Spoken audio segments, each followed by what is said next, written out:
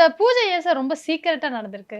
அது என்னன்னா, இப்போ ரஜினி அவருடைய கடந்த மாதங்கள்ல குடுத்த அவருடைய செய்தி குறிப்புகள், ஏர்போர்ட்டோடைய இன்டர்வியூஸ் இது எல்லாமே வந்து, அவர் நினைச்சதுக்கு மாறா வேறு ஒரு விஷயத்த கிளப்பிருச்சு. அது வந்து ரஜினி அவர்களுக்கு உண்மையிலேயே அவர் மன வருத்தம் தான். அவர் இயல்பா எப்பவுமே இந்த வெளிய ஒண்ணு வச்சுக்கிட்டு பேசக்கூடிய ஆள் கிடையாது அவரு.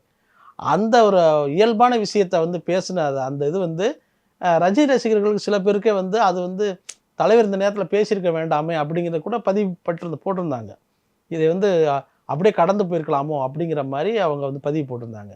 அதனால ஒரு இப்போ இந்த முதல் தடவையாக இந்த படத்துடைய கமல் வந்து ராஜ்கமல் ஃபிலிம்ஸு தயாரிக்குது அப்படின்னு சொன்ன இந்த அறிவிப்பு வந்ததில் பிறகு வந்து ஒரு வேண்டாத விஷயங்கள்லாம் நடந்து போச்சு. சுந்தர்சி அதுலேருந்து விலகிறதும், எப்போவுமே ரஜினி ரசிகர்களுடைய ரஜினி படங்கள் அறிவிப்பு மட்டும்தான் வரும்.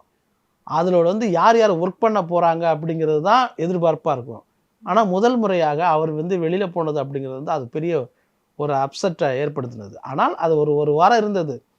அப்படியான ஒரு சூழல் எதுவுமே வராமல் திடீர் சர்ப்ரைஸை பிளாஸ்ட் பண்ணால் எப்படி இருக்கும் அப்படிங்கிற மாதிரி தான் ரஜினியோட ஐடியாவை தான் இருக்கும்னு எனக்கு கண்டிப்பாக தெரியும். எனக்கு ஏன்னா இந்த மாதிரி விஷயங்கள் வந்து அவர் வந்து கொஞ்சம் சஸ்பென்ஸாக வச்சு ஒரு சர்ப்ரைஸ் பண்ணுறதுல, சந்தோஷப்படுத்துறதுல அவர் ஒரு தனி பாணியை கடைபிடிப்பார். அதனால தான் இந்த கூட்டங்களுக்கு வந்து பத்திரிகையாளர்களுக்கு யாருக்குமே தெரியாது. பல பேருக்கு அது தெரியாது.